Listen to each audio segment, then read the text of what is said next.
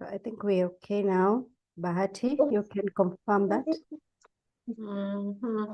We should be Yes, okay. I can confirm you're on loud and clear. Good. I'll mute everyone. I see some people haven't muted themselves. Well, welcome. Welcome to Conversations with Esther. Thank you, Bahati. Thank you, Jay. Karibuni sana.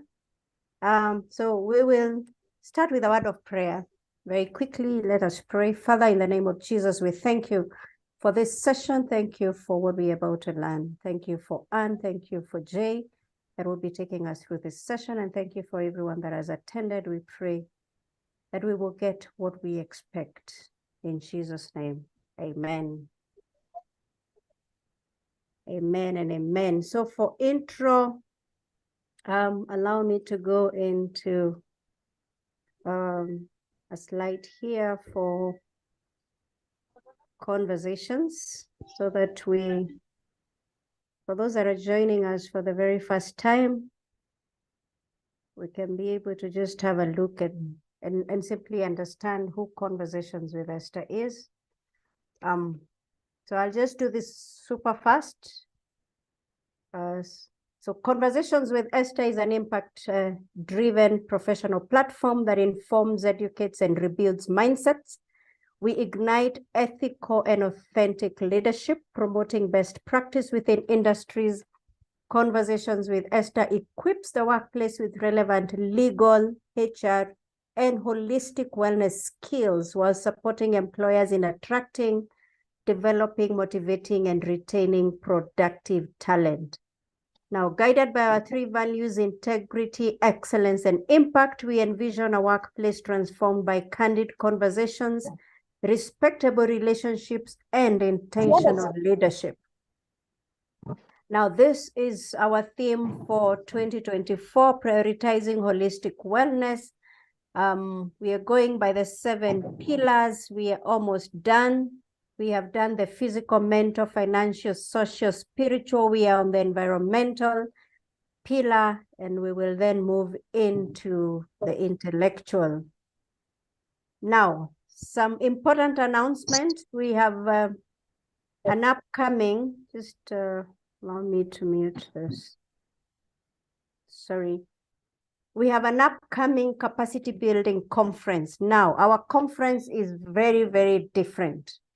It's not just the usual conference of the speech. It is a practical conference. We are having a conference dubbed Aligning Your Organizational Culture with Your Strategy. Now, culture or strategy, which one comes first? When it comes to creating high impact performance and a competitive advantage, does culture or strategy come first? Does corporate culture, that is the how, precede business strategy, the what? Or is it the other way around? The age-old question of which comes first, the chicken or the egg, forms the basis of an ongoing debate in the business and organizational development worlds. Now, joining us, we will be requesting and sending this out that you join us for 3 days of pure practical sessions.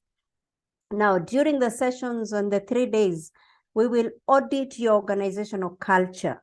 We will help you review your policies, your processes, your procedures. We will help you redesign your hiring practices, addressing any legal loopholes within your business as you relook into your current business strategy. Now, the dates, please lock this in, 28th to 30th of August, that is Wednesday, Thursday, and Friday, at the Nairobi Serena Hotel. The charges are only 45,000 per person for the 3 days. CPD points you will get for the HR professionals, you will get 6 CPD points for that. Now, company culture determines how much risk your business can take, from investing in new technology and changing business processes to dealing with competitors and clients. I will be sharing this link as we go on with our session so that you can register for the session. Here is a poster for the conference, and I think this is the first time now we are launching it officially. Aligning organizational culture with your strategy, hosted by Career Route Solutions Limited. Career Route, by the way, is our sister company. Is a sister company of Conversations with Esther, is a human resource consultancy firm. I have said the dates are 28th to 30th, every day, 8 a.m. to 4 p.m. at the Serena Hotel. Now, there's an offer there. If you book a table for 5, then you get the 6th ticket for free, and that's only valid up to 12th of July. Your takeaways will be building a high-performance culture, transformational leadership, legal audit of policies and processes. We have legal people in the room. Green HR management, Dr. Francis Kangure will be taking us through that. Sustainable business strategies, holistic wellness programs. Now, we have guests like the Nick Weru. I know you know Nick Weru. That is Babu Advocates. We have Francis Kangure, who is good and great with Green HRM. We have the Registrar General for the companies and business registrations. We have Madam Kuresha. Of course, we will have Engineer John Mativo, who is a CEO for Ketraco, and we will have our keynote speaker and trainer, Dr. Nelson Kuria, the former CIC CEO, and many others. We will also have the Kenya Association of Manufacturers in the room. So you are welcome for the conference. Now, this is where you can get us, Conversations with Esther Katiba on YouTube. We are actually live on our YouTube now. You can follow me on LinkedIn, Esther Katiba, and Instagram, Conversations with Esther, and you can drop us an email at info@conversationswithesther. Now, today I am not the host. Anne Bahati is the host. So I will leave this slide on until Bahati tells me to put it off. I am going off camera. Bahati will be our host, and she will be hosting the guru, the CV and job interviews guru, Jay Walemba. So Bahati, over to you. Wow, thank you so much, Esther. And karibuni sana, each and every person in the call. I can see we are above 100. And thank you so much, people, for joining in. Thank you for showing so much interest. And before I move on, and without further ado, kindly, let's use the chats. And I want all of you to just sit and reflect and ask yourself, the last interview you went, after leaving that interview session, how are you feeling? And you can just type that word in the chat. The moment you left that interview session, what was your feeling? How did you feel? Someone, thank you so much for answering. Someone says demoralized. It's okay. Flat. Thank you so much. Annoyed. Irene, I'd want to know what annoyed you so much. Stressed. Sad. Okay. Anyone else? After leaving the interview room, hii imeenda enyewe.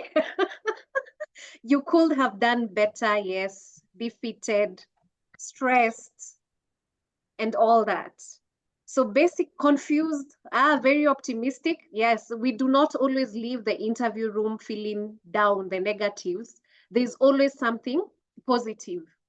And then Philip says, did I do my best?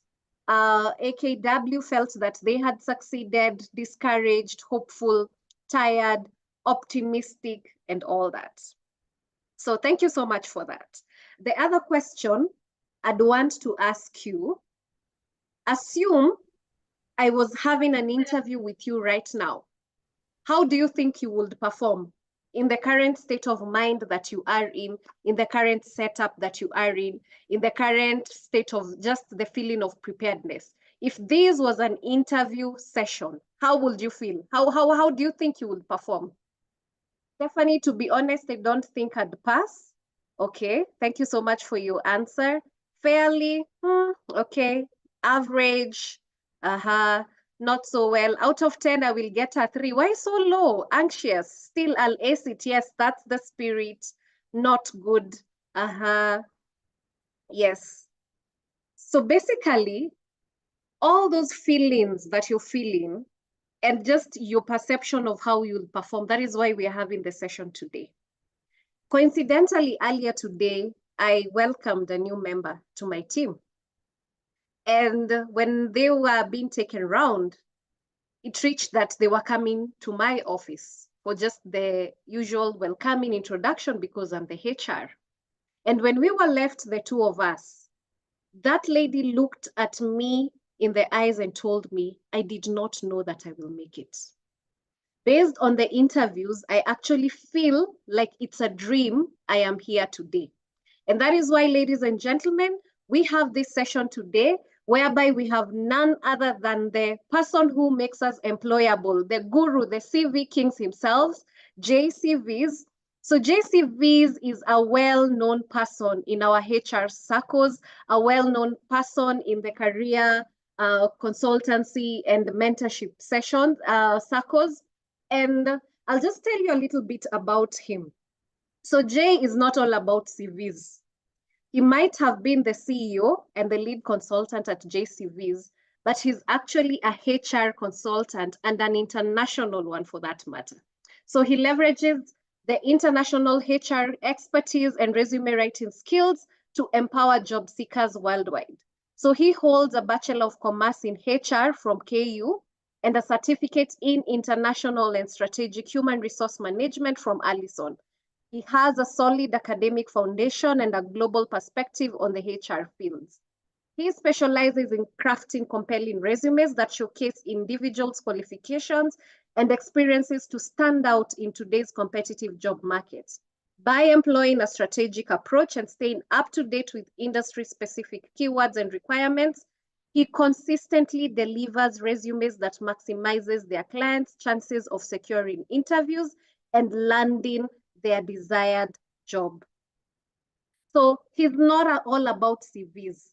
He can actually coach you for interview skills and also just help you to strategize your careers. He is dedicated to providing quality and professional services that reflect the unique qualities and aspirations of each client.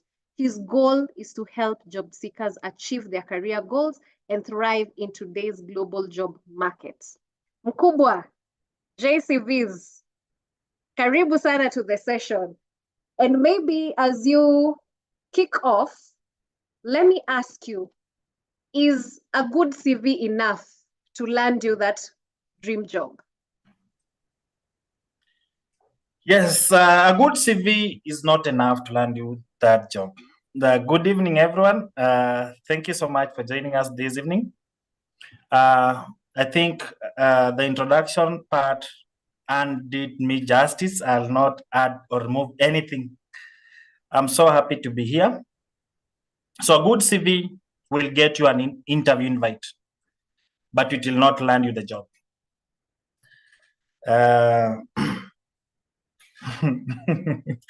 Thank you so much, Irene. So I'll be talking about interview tips. I know this is a hot topic. It's a topic where each and everyone, even the seniors in the industry, are always afraid of. So when you talk about interviews, personally, I was a victim. I wouldn't want to sit the other side. I will always want to interview, but being interviewed is something that I didn't like at all. So through the field, I've been able to gather so much information in terms of interviewing, what is needed. And so through that, I've been able to meet several candidates and I've been able to guide them. Sometimes unaangalia what the candidate tells you and you're like, you really need to do better. Some are fidgeting. So I'll be taking you through what needs to be done before the interview, what needs to be done after the interview, and how you should behave after the interview. So I'll be sharing my screen.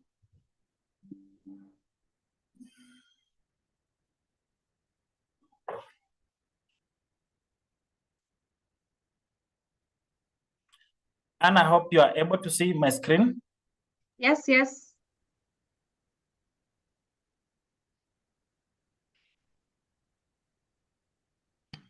So now, how to ace your next interview. That is now the topic of today's topic. And we need to understand that the job interview is often the first interaction with that potential employer. And being the first interaction, then how you present yourself is very key because it sets up the tone for your potential employer's perception of you. And we always say that you have the first impression lasts. So make that positive impression in the first instance.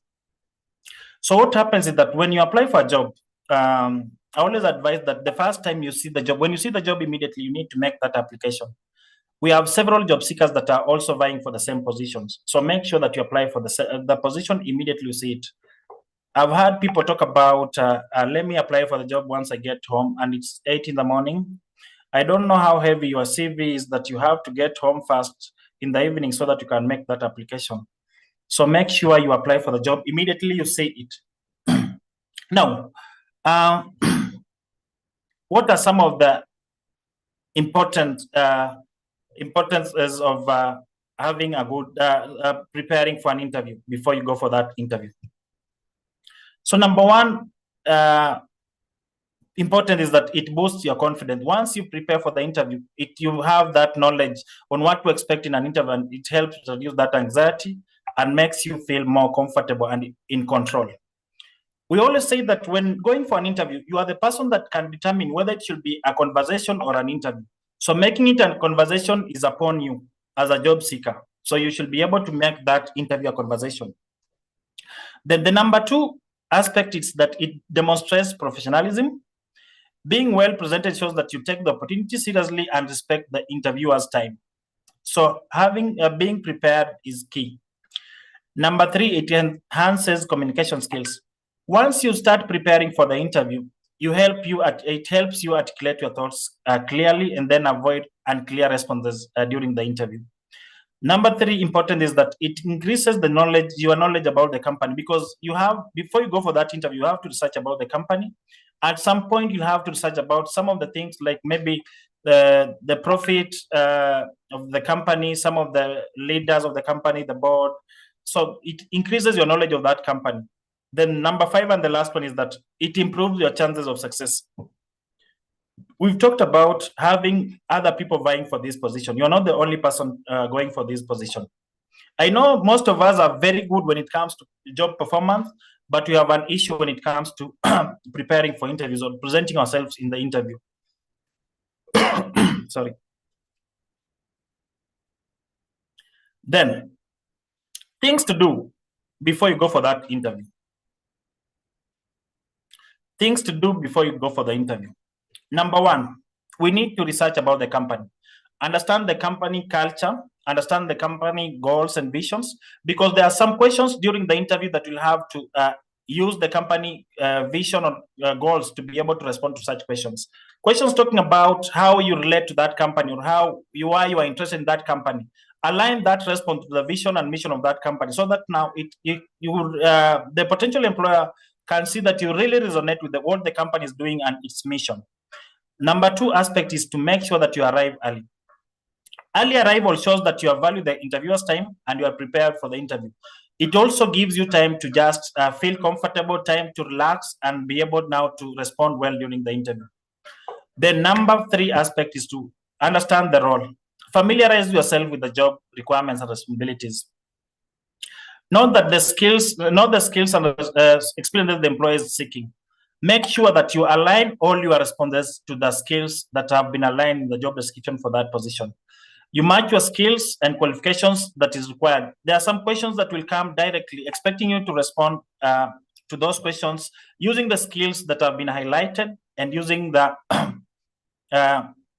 qualifications that you have for that position. So preparing specific examples from the past can demonstrate your ability to perform these responsibilities so well. Number four is to dress appropriately. Dressing appropriately for an interview is crucial, as it reflects your professionalism and respect for the opportunity. Once you get to the organization, there's a company culture. You'll find that people are wearing jeans, people are doing casual, maybe from Monday to Friday. That should not affect your first impression. You should always make sure that you dress appropriately in the first day. Pay attention to personal hygiene, have clean nails and neat hair. and avoid overpowering perfumes and colognes so that now you don't affect the interviewers. Then gather necessary materials. I've seen job seekers who come to the office for an interview and then they're asking you if you are able to print for them their documents.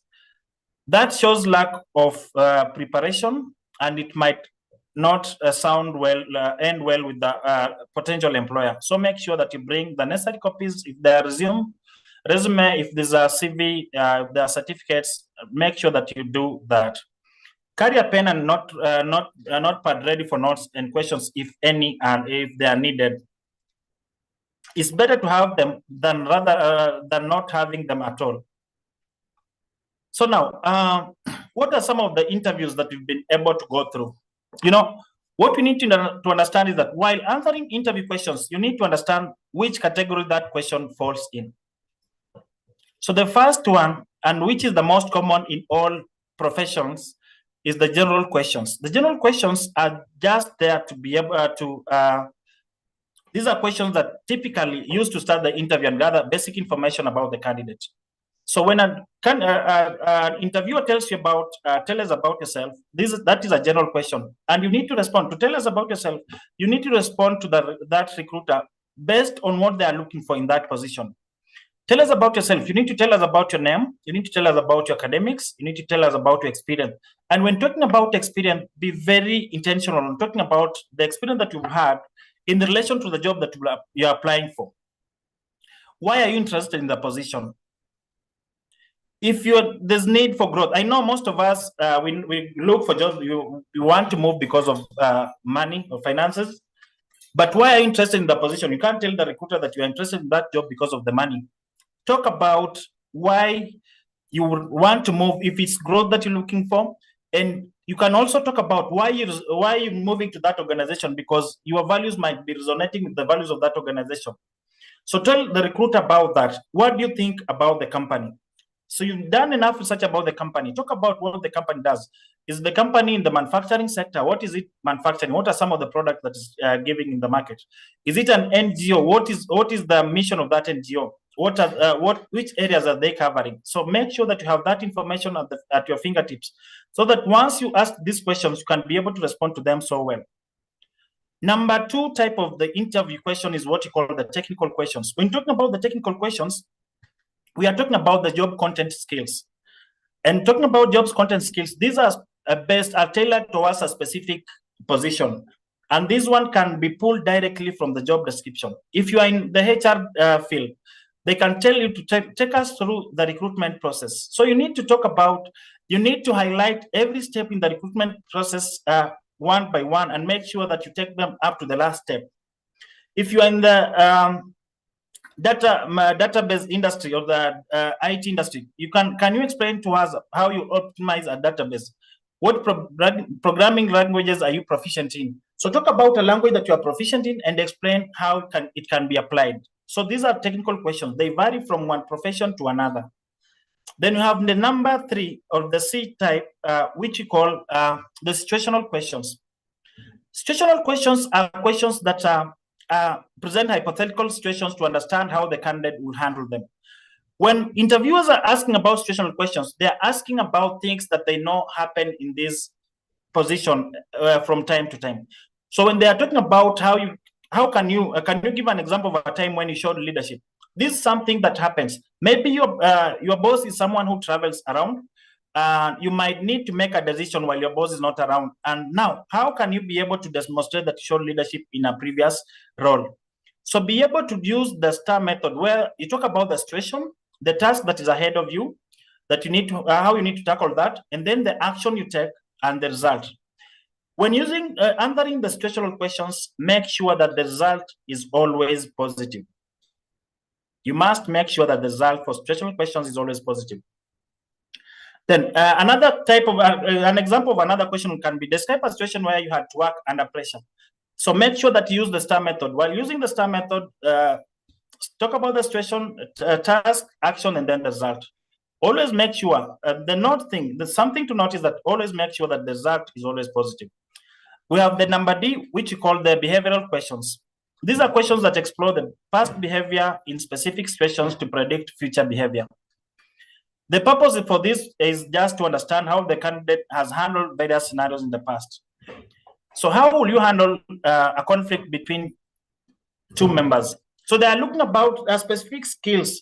Now, in this first question, they are looking about how can you be able to handle conflict, your conflict management skills or problem solving skills. So talk about how you can be able, talk about, give a previous scenario of the same and how you handle that. Then you have the E and the last one, which is it's called the culture fit questions. Now, interviewers are the people that understand the culture in the organization. And because they understand the culture in the organization, they are asking about specific questions based in the culture of that organization and see how you'll be able to answer them. So when they talk about what type of work environment you thrive in, they understand the environment that is in the organization. So they're asking you just so that they can be able to understand.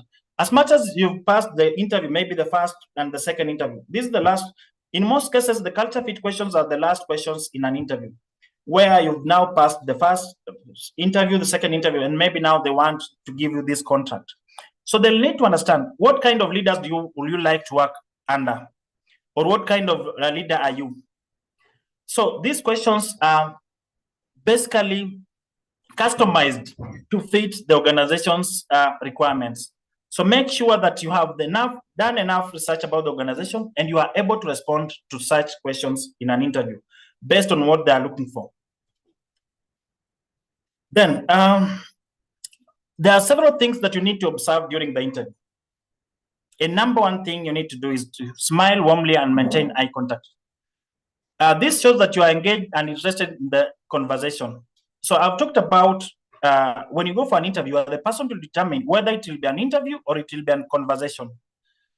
So how you respond and how you maintain eye contact with both interviewers. When one of the interviewers asks a question, you need to respond engaging all interviewers through eye contact.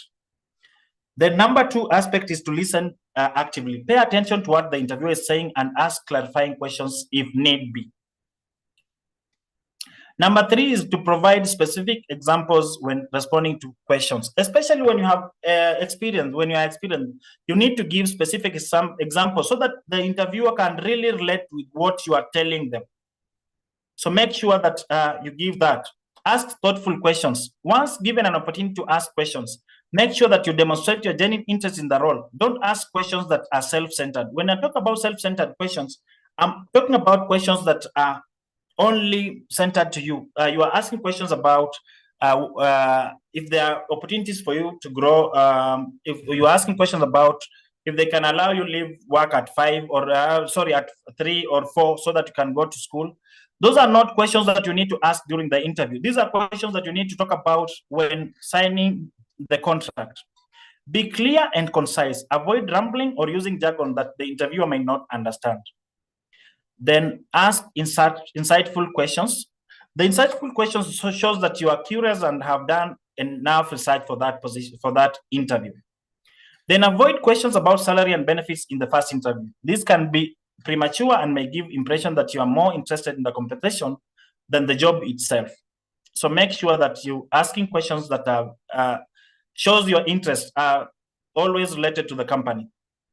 Now, once you've done the interviews, you've done your interview and you need, what do you do after you've done your interview? This one is not done by most of us. Sending a thank you note email. And you'll ask those who have sent a thank you note in the previous interviews they've attended so that we see how many people take this seriously. So these are courteous gestures just to show that your appreciation for the interviewer's time and consideration. So it is a good thing to do. It's a best practice for any job seeker. Reiterate your interest and fit for the role. So when doing a thank you note, you need to tell the interviewer that you can even single out a specific interviewer and give that specific gesture to that person. Thank him for maybe the opportunity or the question that they've asked you. Then highlight your key qualifications and how they align with the job requirements based now on what you are asked during the interview. Then mention something specific from the interview so that they can see that this demonstrates that you are actively listening and you are engaged in that conversations all this time. Now, there are common mistakes that we make during interviews. Number one, arriving late or unprepared. Once you arrive late for an interview, it means that you are not prepared, and it will affect your response to the interview questions. If you arrive late and maybe the interviews are waiting for you, you just come in still panting and you expect to perform well, it might not be easy for you. Then showing lack of knowledge about the company or the role. You are asked about what the company does, you are not able to tell the interviewer. That means that you are not ready for that interview.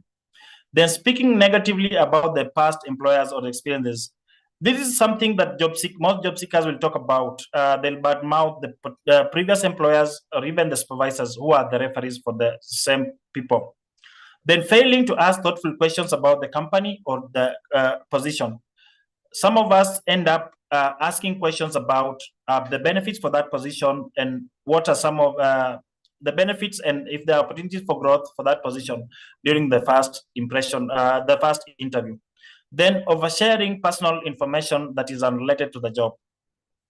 So once the interviewer is asking about, tell us about yourself, they don't want to know if you are the fifth born in a family of 8. They want to know specifically about your academics. They want to know about you and then the position that you've applied for and how you relate to that position. Using vague or cliche responses to interview questions, that's also another mistake. Then poor body language. We avoid eye contact with the interviewers. We feel shy, and that also affects how we do this. Then talking too much or dominating the conversation. You need to be precise in your answers and give only responses to questions that you've been asked. Don't set your questions and answer them during the interview. Then for some positions, we've had what you call psychometric tests. And psychometric tests, basically, they are standardized assessments designed to measure the candidate's cognitive abilities, personality traits, and other psychological attributes. So the purpose for this is just to provide the employer with a deep understanding of the candidate's suitability for the role. In cases where you'll find that there are back office positions, when I talk about back office positions, I can mean positions like IT, the positions where you might not face the customers directly. Most companies now are adopting what you call psychometric tests so that they can be able, some of us are not able to express ourselves well during the interview, but you can be able to do the job well. So most companies now are adopting psychometric tests whereby now they'll have to do an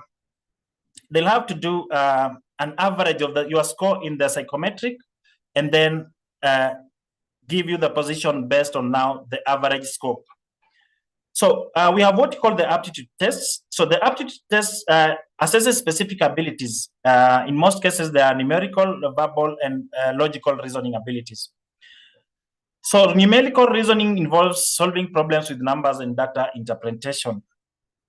Verbal reasoning tests understanding and processing written information. Then on logical reasoning, it assesses recognition and abstract thinking. So examples is that one example is solving arithmetic problems.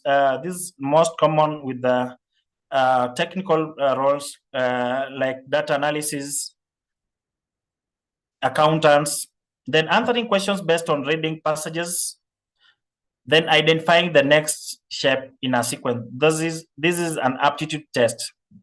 Now we have the second one is a personality test where it evaluates character traits, behaviors, and answers. The purpose for this is basically to gauge your aspects of personality and how they fit with the job job role and the company culture. So this one, you will respond to the questions based on your personality. The company will be looking for a specific personality, and once you respond if it's scored maybe out of 100, they'll have a specific score, specific category for each score. So we have the big 5 personality traits where they test on openness, consciousness, extraversion, agreeableness, and neuroticism. Then you have the Myers-Briggs type indicator, which assesses personality types. Example of questions is I enjoy social gatherings, agree, disagree, or strongly agree, strongly disagree. Will have such kind of answers. So once you respond to these questions, there's a specific score, and this score will give a specific category for a personality test that the company is interested in. So number 3 is the situational judgment tests, which measure decision making and problem solving skills in hypothetical scenarios. So the purpose for this is just to assess how you handle work-related situations. They present scenarios with multiple choices, and then you have to choose the responses. For example, is a team member is not contributing to a project. Possible responses: talk to them privately, report them to the supervisor, ignore the issue. So those are some of the situational judgment tests. Then we have preparation tips for psychometric tests.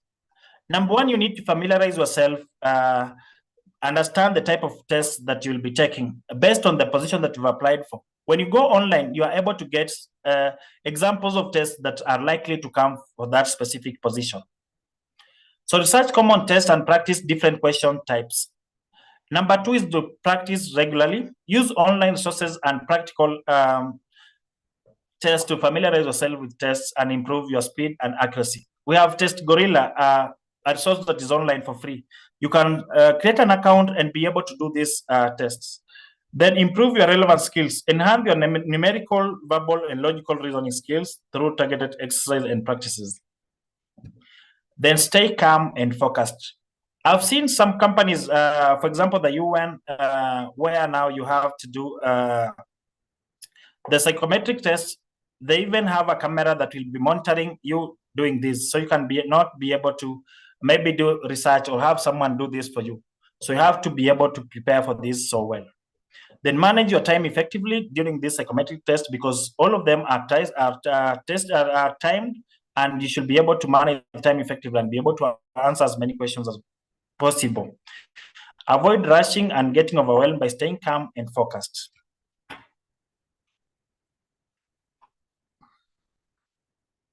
Now, conclusion is that preparation breeds confidence and sets you apart. So role play interviews with friends or mentors, and use feedback to improve your interview skills. Remember, it's not just about answering questions. It's about showing who you are and why you are the best fit for that position. We always say that the best interviewee gets the job, not the best candidate. In most cases, it happens. The interview process is a journey. Each experience provides valuable lessons and opportunities for growth. We don't say that you failed an interview. We always say that I've learned something new. I always advise job seekers that once you go for an interview, if you go for 5 interviews for the same position and you don't get that position, you are the person who has the problem, not the interviewers. So you need, as a job seeker, you need to have a notebook whereby once you step out of the interview room, you go home, write all the questions that were asked in an interview.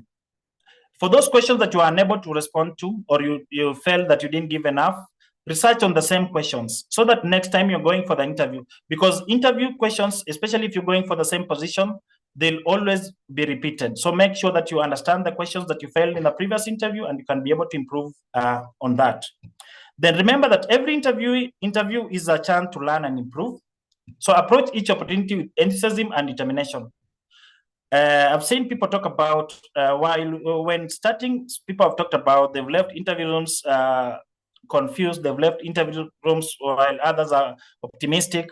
But at times you leave the interview room feeling that you've done nothing for that position. So it's wish you the very best of luck in your job search. And that's the end of my presentation. Here are my contacts. If you need to look for me, we are on Maendeleo House. That's where I'm presenting from now. I think, Anne, we have questions. If we do, yes. I'll be willing to respond to them. Jay, we have questions before I subject my audience to another hot seat round of questions. So the first question is, when you're being asked, why do you want to leave your current job? How do you go about answering that one? Now, why you are leaving your current job? In most cases, we are leaving the current job because we are looking for opportunities for growth. There are several reasons. So I'll be talking about the reasons. The reasons why you leave the current position. You can leave a position because your position is toxic, but you don't tell the employer that that position is toxic. Number two reason why you can leave your current position is that you can leave your current position because you might have gotten a job that is not in your career. So you're going now to your career. Maybe you're working as a customer service personnel. You've gotten an opportunity as an accountant and you are an accountant, you can leave your position. So tell the potential employer that I'm leaving this position because I've studied accounting and I feel that this position will give me an opportunity to grow and enjoy in my field of study. The number three reason you can leave a position is because the employment terms. Maybe the contract was elapsing. So just before the contract elapses, you need to get something to do. So you're leaving the position because your contract is ending in a week's time or a month's time. So make sure that going for an interview, you need to be able to prepare based on your need at such a time. If your need for that position is that maybe in the position that you are in, the contract, the employment terms were different, the employment terms were not favorable. Maybe you are working, most of us work without contracts. I know several people that work without contracts.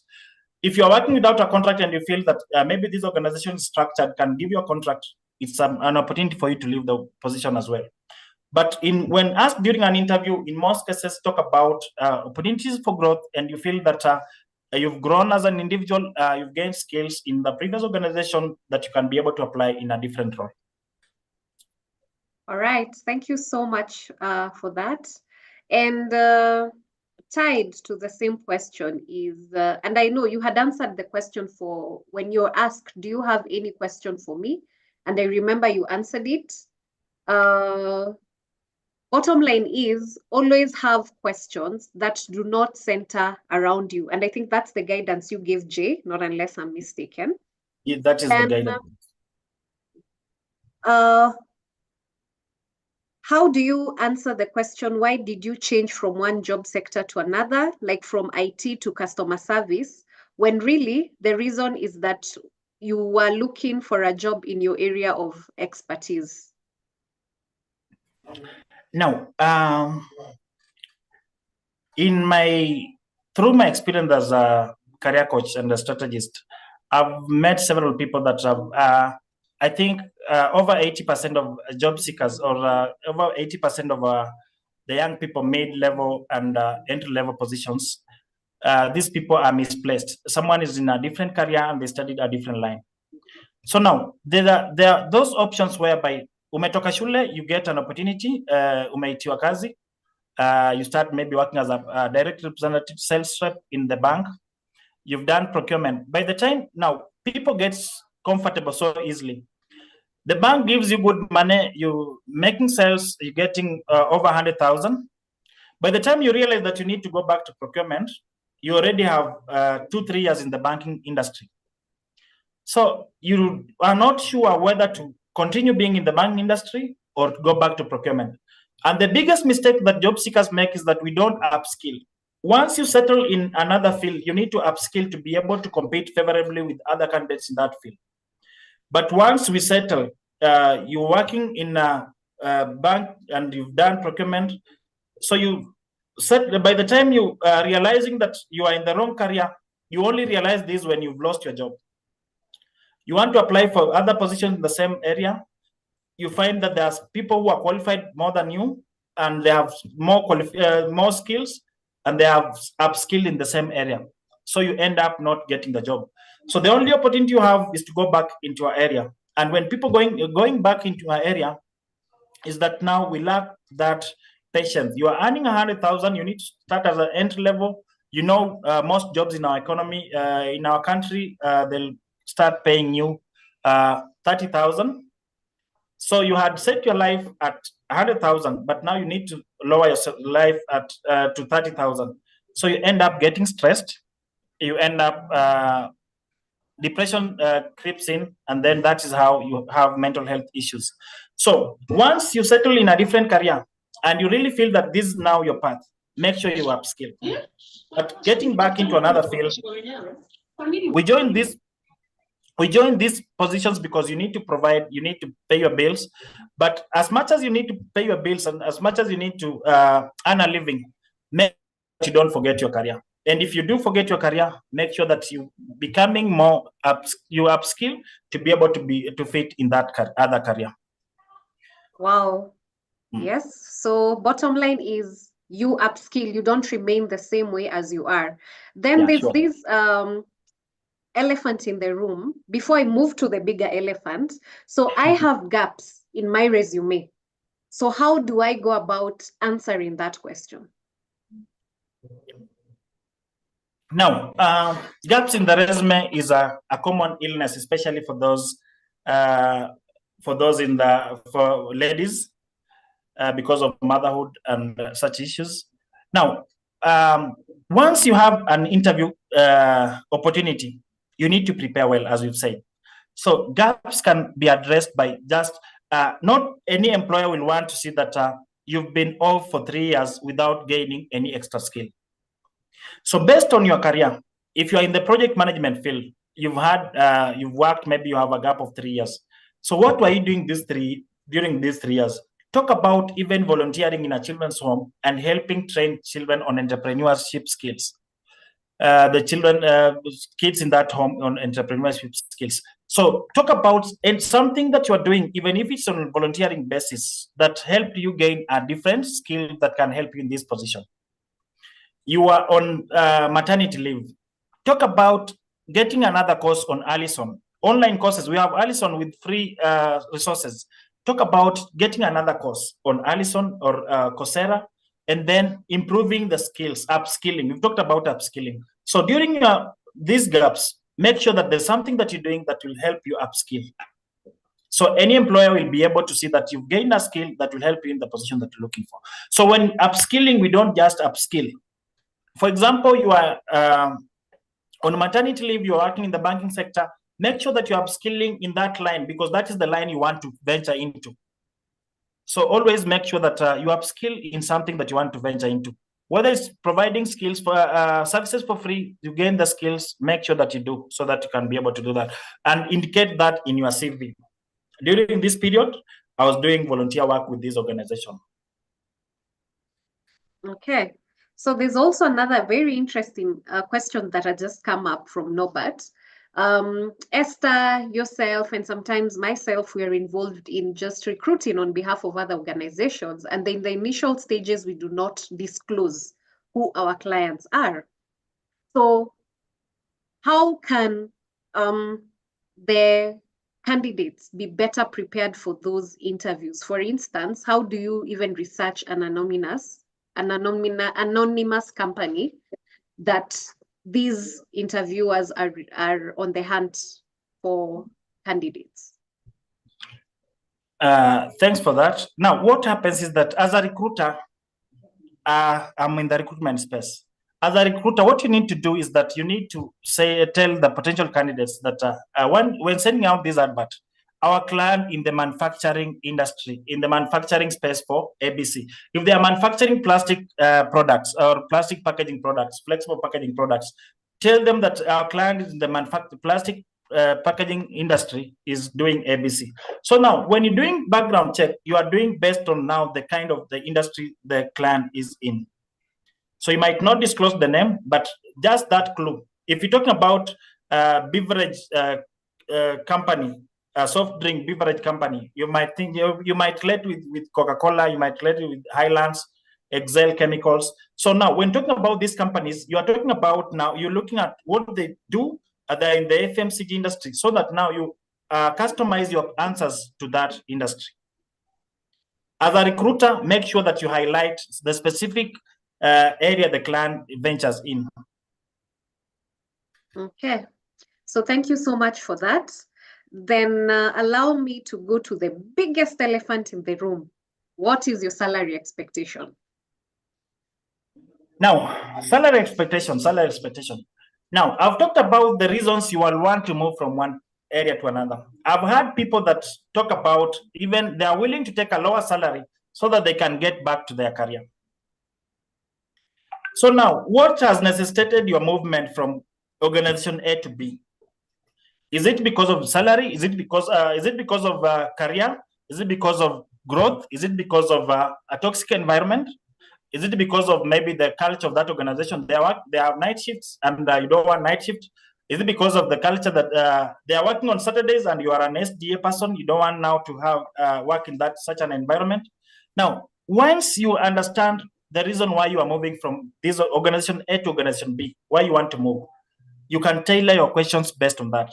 But on salary expectations, we always advise that now you have to do research on how such positions are paying in other companies.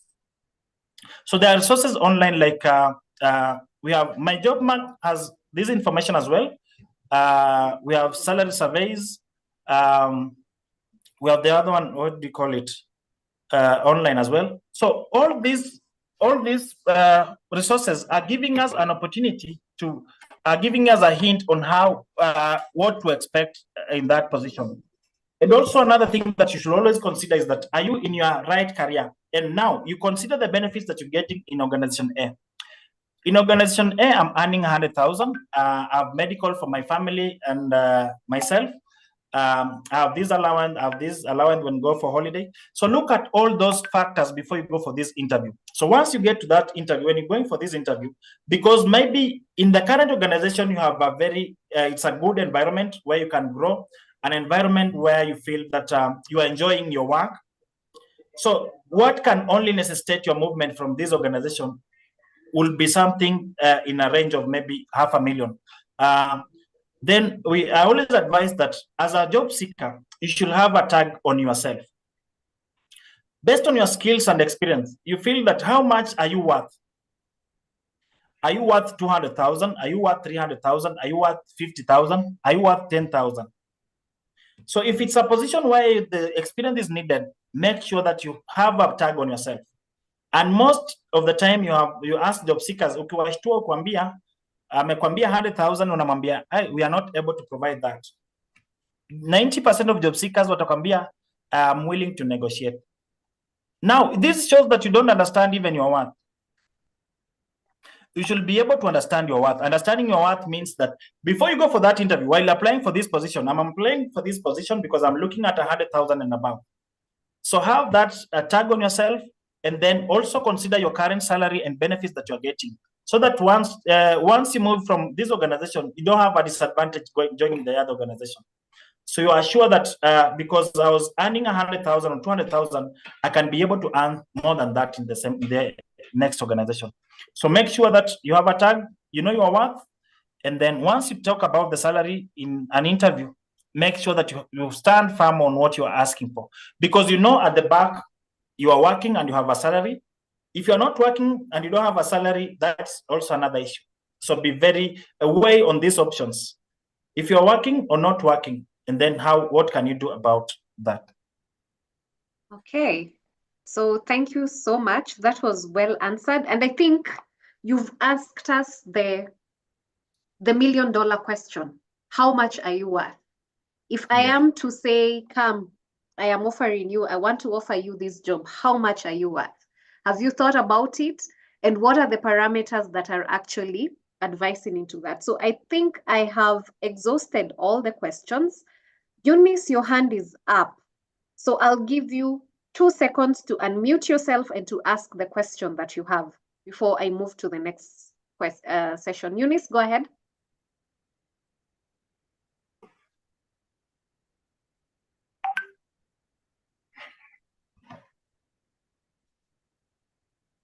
Eunice? Okay. So once you're ready, just chat me privately. I'll be able to sort you out. So let's move to Eunice, you're ready? Yes, I'm ready. Okay, please go ahead. Okay, I wanted to ask this question. Maybe I have joined the company and I'm maybe 3 or 4 months old there, and I want to change the environment.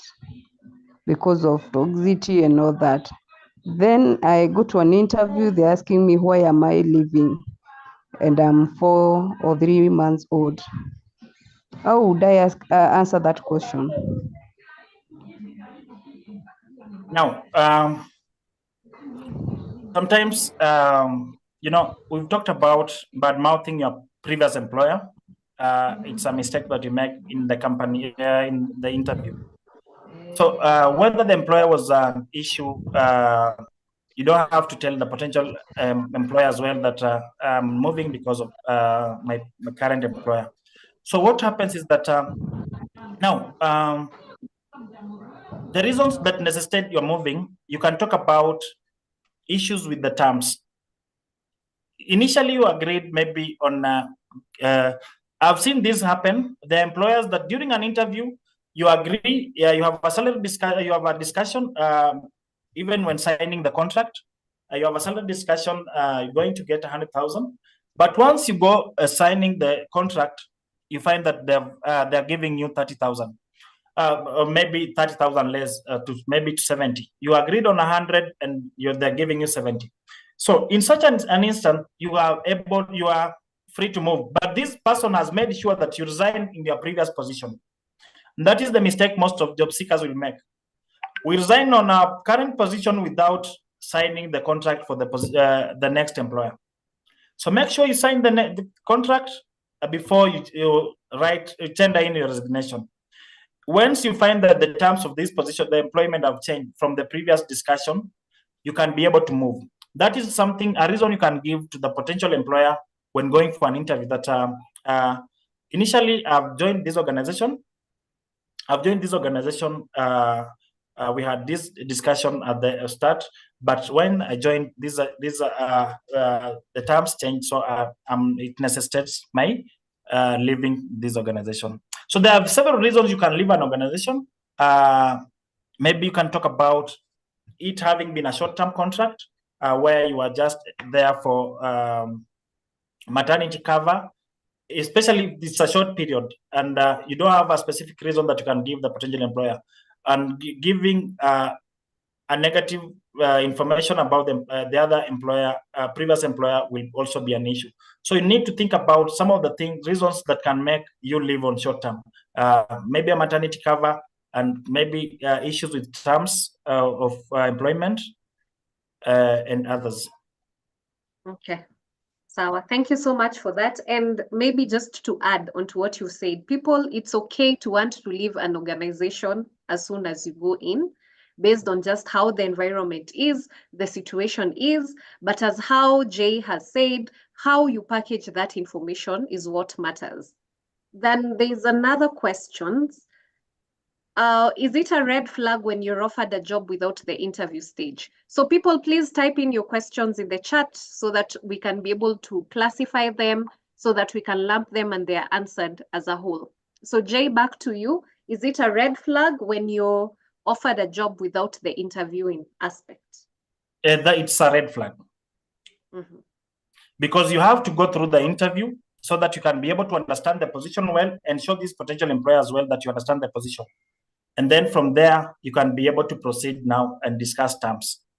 I've seen people apply for scam jobs. I think what Joan has asked about, I've seen people, the Masai Mara Lodge or something. These guys create even a website. And you apply, they advertise for positions, you apply for this position, they send you a contract even before you go for the interview. That is a red flag. All right.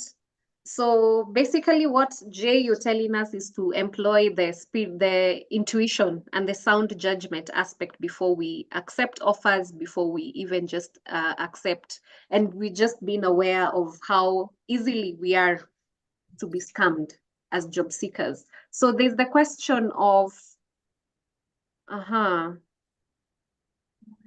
if the current company isn't paying salaries due to financial constraints, can you give this as a reason for wanting to leave that company? Or is it unwise to disclose that? I think for me, I think you can give that as a reason. Because you are in that company to provide your services and then get paid for those services that you are providing.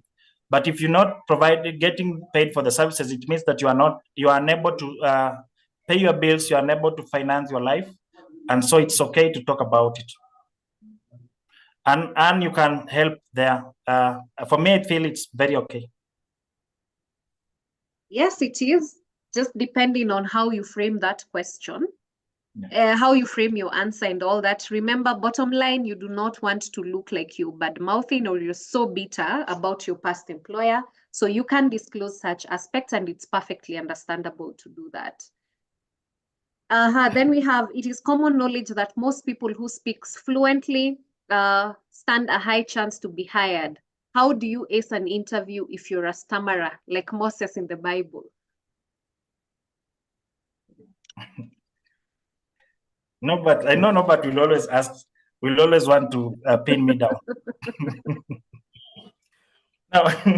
Now, job interviewers are people too, and once they understand that you are a stammerer, they'll give you an opportunity to explain yourself during the interview. So they'll listen clearly just to be able to understand that do you have an understanding of what the job is like, and do you have an understanding on, do you understand the role that you've gone be interviewed for? So if you understand the role and it's something that might not, you might miss out on the job if the job involves more speaking. For example, you are a stammerer and it's a customer service role, you might end up not getting the job.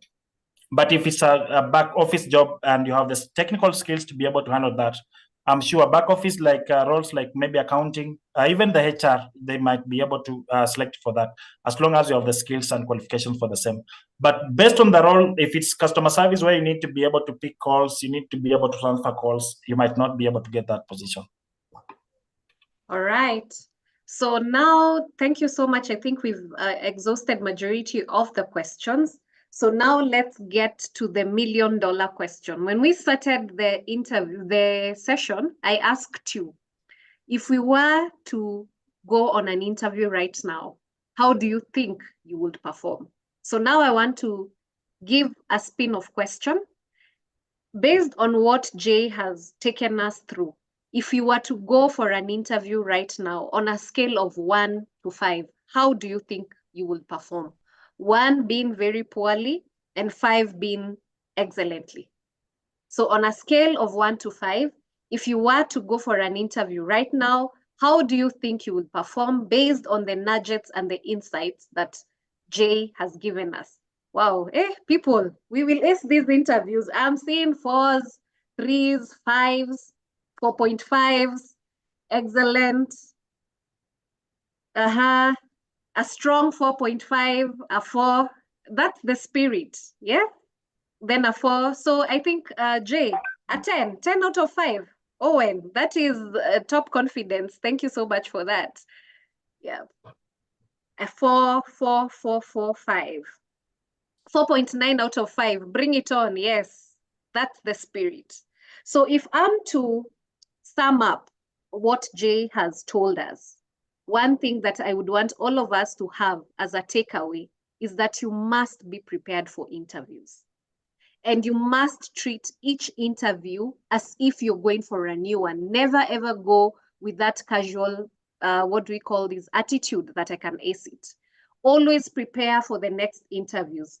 And there are some tips that Jay has given us. And maybe I would actually challenge you to just type in the chat, what has been your light bulb moment in some of the tips that Jay has given you? What is your main takeaway?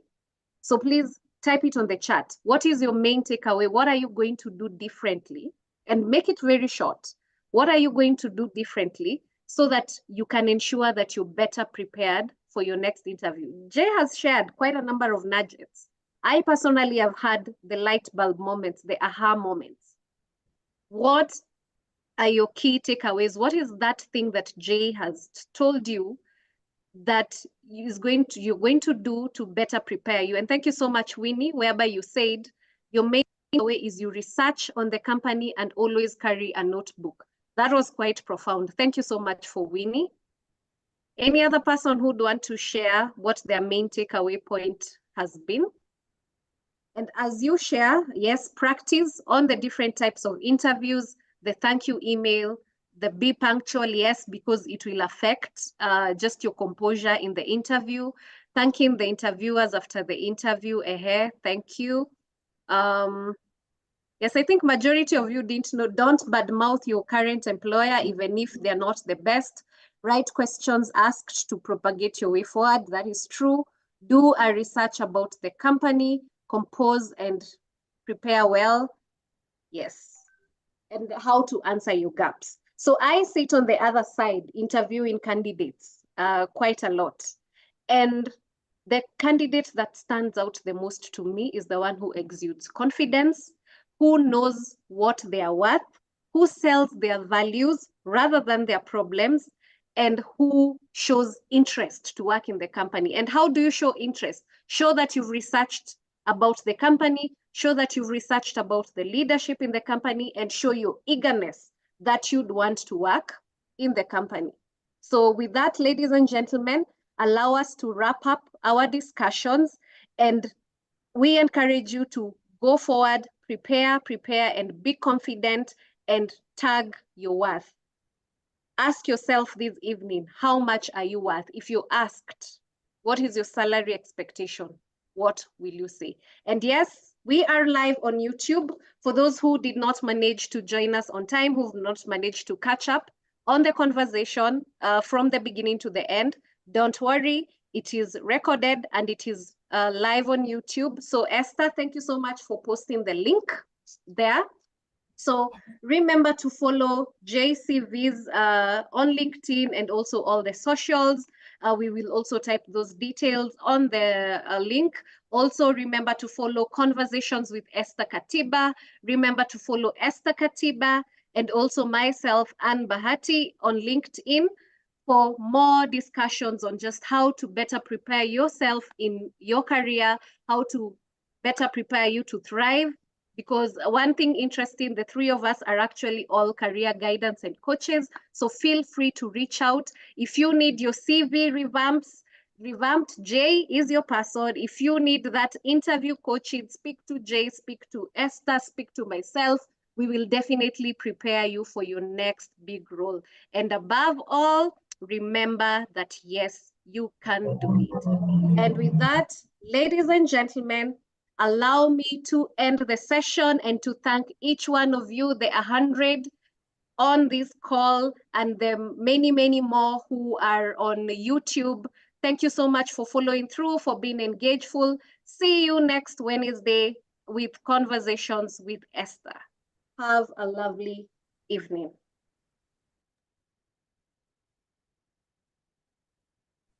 Thank you, Bahati. Thank you, Jay.